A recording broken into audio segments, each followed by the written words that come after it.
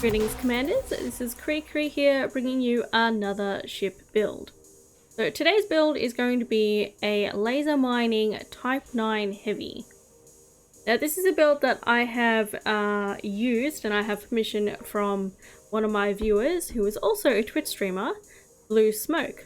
The link for his Twitch will be in the description. This build is pre-engineering, so this is if you do have the money to get a big ship like this and you're able to outfit it, but you haven't quite gotten to getting into the engineering side of things quite yet. If you're interested in the engineered version, then he will likely give you the link for that particular build. Alright, now let's get to the build. Okay, starting off in the hardpoints, I have in the class 2 slots, I have 3 2D mining lasers. Now I understand that they are pretty far apart when it comes to the ship's size, but in case you wanted to have any weapons, it's probably best to put them in the 2 small hardpoints that are either side of the cockpit. In the utility mounts, I have all shield boosters. The first 3 are B and the last is C, just so that you have enough power and you don't go over. For internal, I have a military grade composite for my armor. Power plant is the highest that I can get, which is 6A. You're definitely going to need that because of the amount of modules that you have on the ship and because of the heat efficiency that you'll need because of all those mining lasers.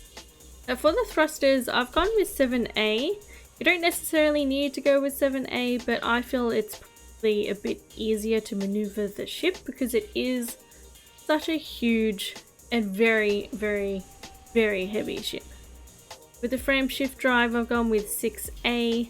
You're definitely going to need that because the jump range of this ship is quite small, and even with my very small amount of engineering on my frame shift drive that I have put there, it doesn't increase it by that much. So be sure to stop off for fuel because with this build I've gone without a fuel scoop, but we'll discuss that a bit later. Life support, I've got a 5D. This is just because we can make sure that the ship is as light as possible and you don't really need anything that's higher than that anyway. Power distributor is a 6A. As I mentioned before, the heat efficiency of this build is something you need to focus on because of those mining lasers. So going with the highest that you can is definitely worth it. For my sensors, I've gone with a 4D because you don't really need anything higher than that, and plus again with the weight management of the ship is definitely needed because of how small the jumps are. Now in optional, I have my first class 8 is a cargo rack which gives us a capacity of 256. The next class 8 I've put a 7A collector limpet controller which gives you 4 active limpets. The other class 7 is also a collector limpet controller, so all up that's another 4, so that's 8 so far. Then the class 6 I've put in a cargo rack which gives you another 64 cargo space. I have a bioweave shield generator. You can go with just a 5A if you like, but because of the power that's needed for that, I think that will go over. And the likelihood of you getting into any fights is quite low, which is why I've left the hardpoints without any kind of weapons. The next 2 class 4s are 3A collector limpets, so that's another 2 each. That reaches 12 collector limpets that you can have out at a time so far, and then another 3A. And then I have another class 3 collector limpet, so that's 14 collectors that you can have out at one time.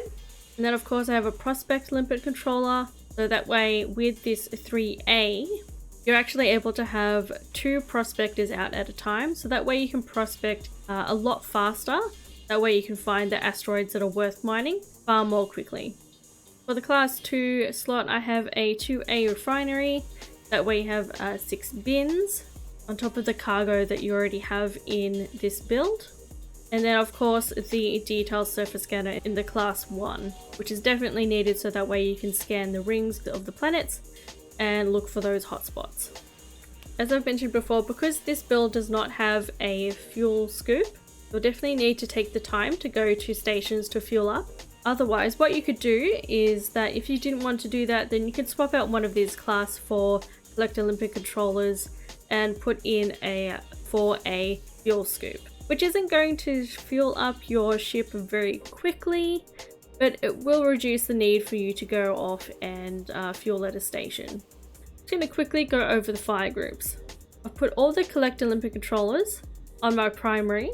I have the prospect Olympic on my secondary, but also I have all the mining lasers on my primary as well in the one group.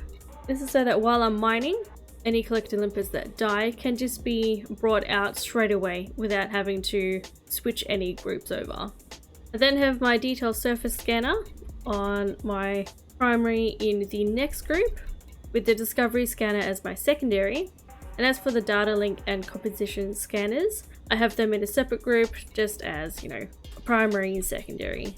Now, after just under an hour and a half, I was able to fill up my Type 9 and the bins and get over 100 million for it. If you're new and you're not too sure how to use the mining tools, check out this video here. I'll see you over there, Commander. Fly safe.